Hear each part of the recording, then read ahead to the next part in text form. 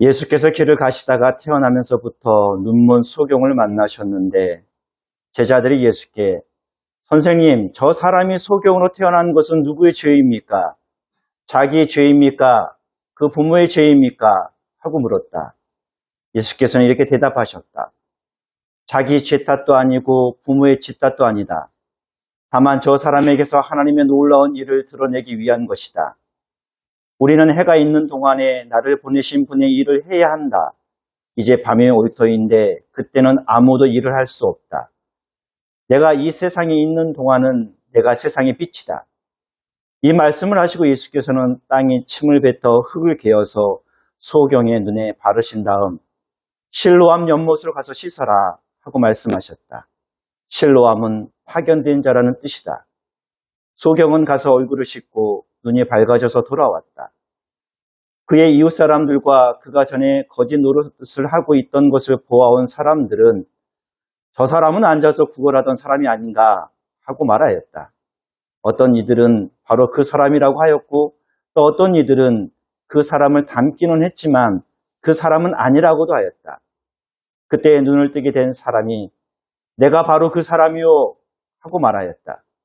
사람들이 그러면 당신은 어떻게 눈을 뜨게 되었소? 하고 묻자 그는 예수라는 분이 진흙을 개어 내 눈에 바르시고 나더러 실로암에 가서 씻으라고 하셨기에 가서 씻었더니 눈이 띄었습니다 하고 대답하였다.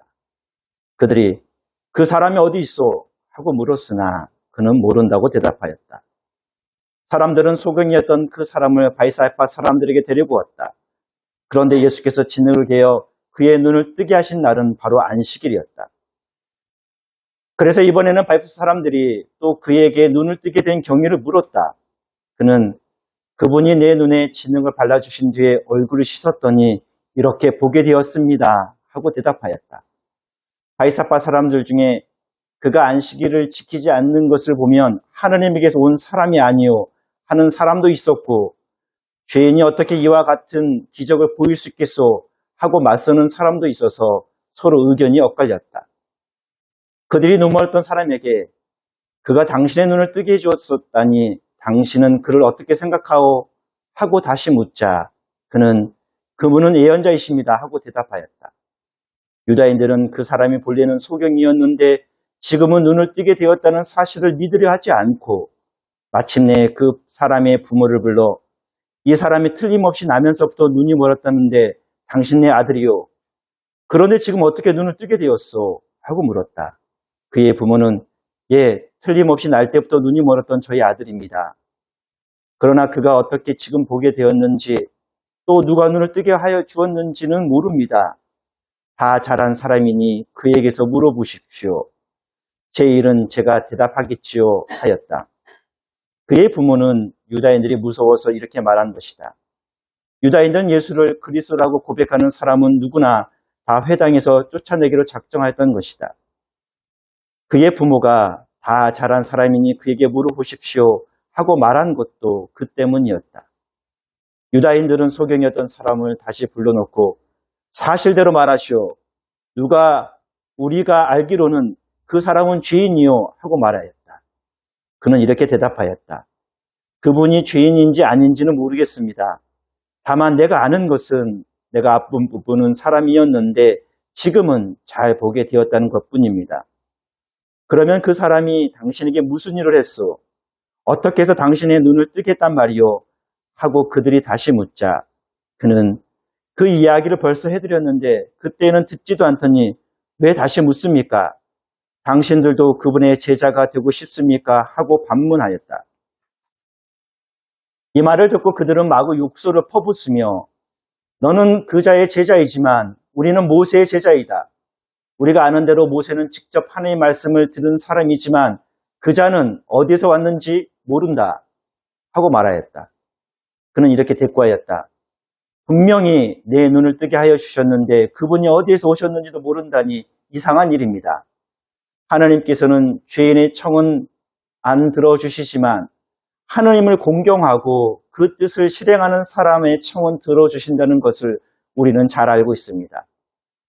소경으로 태어난 사람의 눈을 뜨게 하여 준 이가 있다는 말을 일찍이 들어본 적이 있습니까?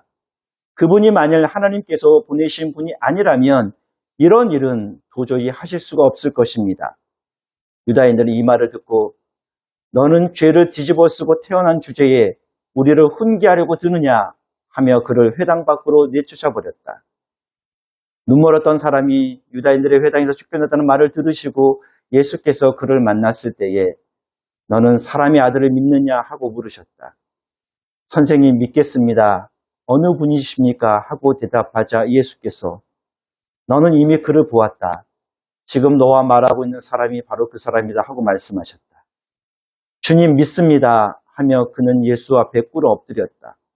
예수께서는 내가 이 세상에 온 것은 보는 사람과 못 보는 사람을 가려 못 보는 사람은 보게 하고 보는 사람은 눈멀게 하려는 것이다 하고 말씀하셨다. 예수와 함께 있던 바리새파 사람 몇이 이 말씀을 듣고 그러면 우리들도 눈이 멀었단 말이오 하고 대들었다. 예수께서는 너희가 차라리 눈먼 사람이라면 오히려 죄가 없을 것이다. 그러나 너희는 지금 눈이 잘 보인다고 하니 너희의 죄는 그대로 남아있다 하고 대답하셨다. 우리를 향하여 웃음꽃 피게 하시는 성부와 성자와 성령의 이름으로 말씀드립니다. 사랑하는 교회 여러분, 우리는 매일 수많은 것들을 보며 살아갑니다. 사람을 보고, 상황을 보고, 교회와 세상을 바라봅니다. 그런데 가만히 생각해 보면 한 가지 질문이 떠오릅니다. 그 질문은 바로 우리는 정말 제대로 보고 있느냐는 것입니다. 같은 상황을 보면서도 어떤 사람들은 희망을 봅니다. 그런데 어떤 사람들은 절망을 봅니다. 같은 사람을 보면서도 어떤 이는 가능성을 봅니다. 그러나 어떤 이는 한계와 단점을 봅니다. 왜 이런 차이들이 생기는 걸까요? 그 이유는 우리가 무엇을 보느냐보다도 어떤 빛 아래서 보고 있느냐에 따라 달려지기 때문입니다. 세상의 빛 아래에서만 보면 우리는 조건과 능력, 성공과 실패로 사람과 상황을 판단할 수밖에 없습니다. 그러나 하느님의 빛 아래에서 바라보면 전혀 다른 것들이 보입니다. 겉모습이 아니라 마음의 중심, 실패 속에서도 하나님의 가능성, 그리고 고난 속에서도 하나님의 일하심을 보게 됩니다. 오늘 우리가 들은 성서 말씀들은 모두 한 가지, 너는 지금 무엇을 보고 있느냐? 라는 질문을 우리에게 던지고 있습니다. 사무엘 예언자는 왕이 될 사람을 보면서도 보지 못했습니다. 종교 지도자들은 눈앞에 일어난 기적을 보면서도 보지 못했습니다. 반면에 태어날 때부터 앞을 보지 못했던 가련한 한 사람은 예수님을 만나 참 빛을 보게 되었습니다. 오늘 이 거룩한 전리의 시간 속에서 주님은 우리에게도 같은 초대를 하십니다. 세상의 눈이 아니라 나의 빛으로 세상을 보라는 것입니다. 오늘 우리가 하나님의 말씀을 통해 우리의 시선을 다시 주님께 돌리고 빛이신 그리스도를 바라보는 은혜의 시간이 되길 주님의 이름으로 소망합니다. 사무엘상 16장에서는 사무엘 예언자는 이새의 집을 찾아갑니다.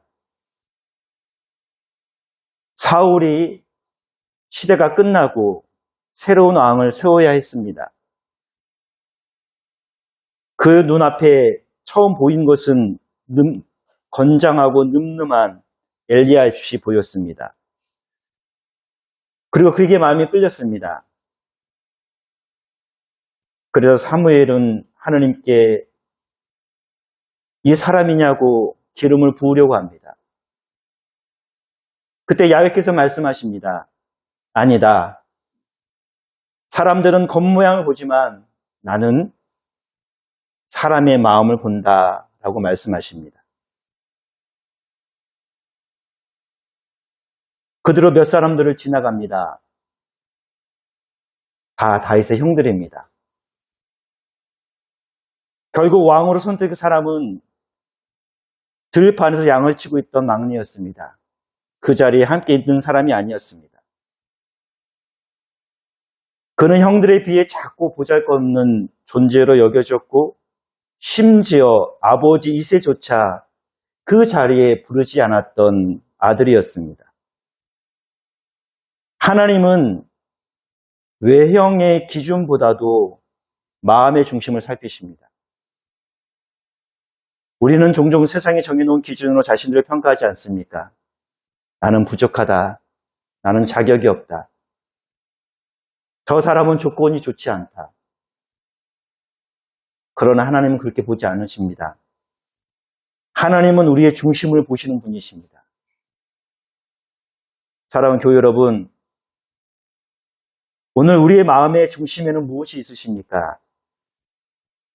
세상의 빛이 아니라 하나님의 시선으로 자신을 바라볼 때 우리는 비로소 새로운 삶을 시작할 수 있고 하나님의 은총과 은혜를 깊이 경험할 수 있습니다. 에베소서에서도 사도 바울은 이렇게 권면합니다. 잠에서 깨어나라. 죽음에서 일어나라. 그리스도께서 너에게 빛을 비추어 주시리라 말씀하십니다. 그리스도의 빛을 받은 사람은 더 이상 어둠 속에 살지 않습니다. 빛의 자녀가 맺는 열매는 세상의 속만이 아닙니다. 착함이고 정의입니다. 진실입니다. 하나님의 시선을 닮아갈 때 우리는 비로소 서로를 판단하는 어둠에서 벗어나 생명을 살리는 빛의 길을 걸어가게 됩니다. 그러나 빛의 길을 걸어간다고 해서 인생의 어둠이 사라지는 것은 아닌 것 같습니다. 우리의 삶의 때로 어두운 골짜기들이 찾아옵니다. 환난과 역경의 골짜기, 오해와 모함의 골짜기, 눈물과 고통의 골짜기입니다. 오늘 시편에서 다윗은 이렇게 고백합니다. 내가 죽음의 음침한 골짜기를 지날지라도 두려워하지 않겠습니다. 주님이 나와 함께 계시기 때문입니다. 우리가 환난과 역경, 오해와 모함, 눈물과 고통의 골짜기에 있다 하더라도 그곳에 주님이 함께 계시다는 것을 믿는다면 우리는 길을 잃지 않을 것입니다. 그 이유는 우리의 눈이 밝기 때문이 아닙니다. 선한 목자 되신 주님께서 우리 곁을 지키고 있기 때문입니다. 주님의 지팡이와 막대기가 우리를 안위하시고 주님께서 온수의 목전에서 상을 차려주시기 때문입니다. 그러기에 우리는 고백할 수 있습니다. 내 잔이 넘치나이다. 사랑하는 교회 여러분, 혹시 지금 인생의 밤, 어두움의 골짜기 가운데 지나고 계신 분들이 계십니까? 기억하십시오. 주님은 우리를 어둠 속에 버려두지 않으십니다. 오히려 그 어둠 한가운데서 우리를 붙들어 주시고 새로운 길을 열어주시는 분이 우리의 주님이십니다. 오늘 요한복음에는 날 때부터 앞을 보니 못했던 사람이 등장합니다. 어떤 일을 바디메오라고 하기도 합니다. 예수께서는 그를 고쳐주셨습니다. 그러나 놀랍게도 그 기적을 가장 가까이에서 본 종교 지도자들은 그것을 보지 못하고 도리어 소경과 예수님을 비난하고 책망합니다. 그들은 안식의 규제는 틀 속에 갇혀 정작 눈앞에 계신 빛이신 예수님을 보지 못했습니다. 우리에게도 이런 일들이 일어납니다. 어떤 한 심리학자가 실험을 했습니다. 사람들에게 농구 경기를 보여주면서 흰옷 입은 팀이 패스를 몇 번 하는지 세어보라고 했습니다. 사람들은 열심히 흰옷 입은 팀이 패스를 몇 번 하는지를 세어봤어요. 그런데 경기 도중에 골리앗 복장을 한 사람이 코트를 지나갑니다. 근데 놀랍게도요, 절반 이상의 사람들은 그 골리앗을 복장을 한 사람을 보지 못했습니다. 왜냐하면 자신이 보고 싶은 것만 보았기 때문입니다. 자신에게 들려오는 소리만 들었기 때문입니다. 우리도 그렇지 않습니까? 신앙생활을 오래 하다 보면 익숙한 틀 속에 갇혀 정작 하나님의 새로운 일을 놓칠 때가 많습니다. 제자들도 그 맹인을 보며 예수께 묻습니다. 이 사람이 이렇게 된 것은 누구의 죄 때문일까? 라고 묻습니다. 그러나 예수님의 대답은 전혀 다릅니다. 사람의 죄 때문이 아니고 부모의 죄 때문도 아니다. 이 사람에게서 하나님의 일을 드러나기 위함이다 라고 말씀하십니다. 예수님은 우리에게 정죄의 눈이 아니라 사명의 눈으로 바라보라고 말씀하십니다. 우리가 처한 상황들, 여러분들이 경험하고 있는 그 골짜기 가운데 주님은 말씀하십니다.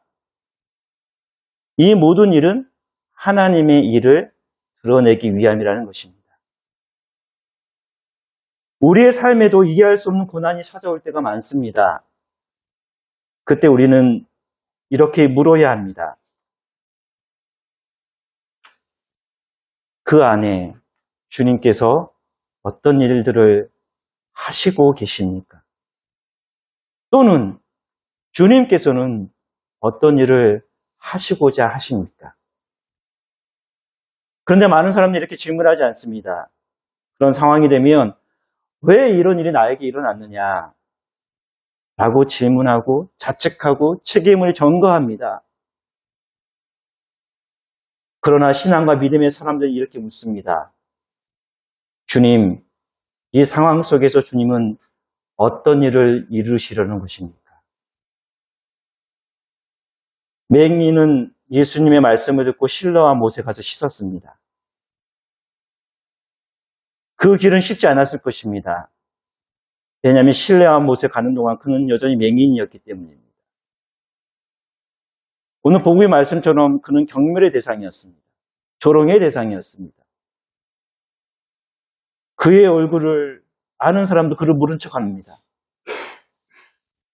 그런데 맹인은 예수님께서 말씀하신 대로 실로암 못에 가는 것에 대하여 순종했습니다. 순종하였더니 눈을 뜨게 되었습니다. 그리고 이렇게 고백합니다. 내가 한 가지 아는 것은 나는 앞을 보지 못했는데 지금 보게 되었다는 것입니다. 내가 아는 단 한 가지는 나는 앞을 보지 못했는데 지금은 보게 됐다는 것입니다. 사랑하는 교회 여러분, 오늘 복음의 마지막에서 예수님은 매우 충격적인 말씀을 하십니다. 너희가 눈먼 사람이었다면 오히려 죄가 없을 것이다. 그러나 지금 너희가 본다고 하니 너희의 죄는 그대로 남아있다. 신앙생활을 하면서 가장 조심해야 할 것이 있습니다. 그것은 바로 나는 잘 알고 있다는 것입니다. 사람의 관계도 마찬가지입니다. 나는 저 사람을 잘 알고 있다는 것입니다. 나는 오래 믿었다는 것입니다. 나는 이 교회에서 신앙생활을 오래 했다는 것입니다. 이런 생각이 드는 순간 우리는 어쩌면 눈먼 사람일 수도 있습니다. 그러한 마음이 들거들랑 이렇게 고백했으면 좋겠습니다. 주님, 저는 아직도 보지 못합니다. 저를 인도해 주십시오. 이 고백이 우리의 고백이 되길 주님으로 소망합니다. 사랑하는 교회 여러분, 우리는 두 종류의 사람을 오늘 보았습니다. 하나는 눈은 멀었지만 예수님을 만난 참된 빛을 본 사람. 다른 하나는 눈은 멀쩡하지만 빛이신 주님을 거부한 사람입니다. 저와 우리는 지금 어느 편에 서 계십니까? 혹시 지금의 삶이 어둠 속에 서 있다면 그러나 낙심하지는 마십시오. 그 어둠은 끝이 아니라 하나님의 빛으로 시작되는 자리이고 시작이기 때문입니다. 주님은 지금도 우리를 부르십니다. 실로암으로 가서 씻어라. 그것은 단순한 순종의 길입니다. 용서하라는 말씀에 순종하는 것, 다시 일어나라는 말씀에 순종하는 것, 주님을 신뢰하며 한 걸음 내딛는 것입니다. 그때 우리의 눈도 열리게 될 것입니다. 사랑하는 교회 여러분, 하나님은 우리의 겉모습이 아니라 마음의 중심을 보십니다. 그리고 그 사랑의 빛을 받은 우리는 이제 세상의 어둠 속에서 빛의 자녀로 살아가도록 부름받았습니다. 그 길이 때로 험하고 어둡게 느껴질지라도 두려워하지 마십시다. 선한 목자 되신 주님께서 우리를 푸른 풀밭으로 반드시 인도하시기 때문입니다. 그러므로 이번 한 주간 세상의 눈이 아니라 하나님의 시선으로 여러분 자신들을 바라보고 이웃을 바라보고 교회와 세상을 바라보며 살아가는 우리가 되길 주님 이름으로 소망합니다. 그리하여 우리의 삶이 주님의 빛을 비추는 거룩한 거울이 됩시다. 잠시 침묵 가운데에 성령께서 우리에게 던지시는 질문을 묵상합시다. 혹시 지금 고난의 자리 가운데 계시다면 그 자리에서 우리는 하나님의 일을 고대하고 있습니까? 나는 내 지식과 경험 때문에 빛이신 주님을 놓고 있지는 않으십니까? 잠시 성령께서 우리에게 던지는 이 질문들을 묵상하는 시간을 갖도록 하겠습니다.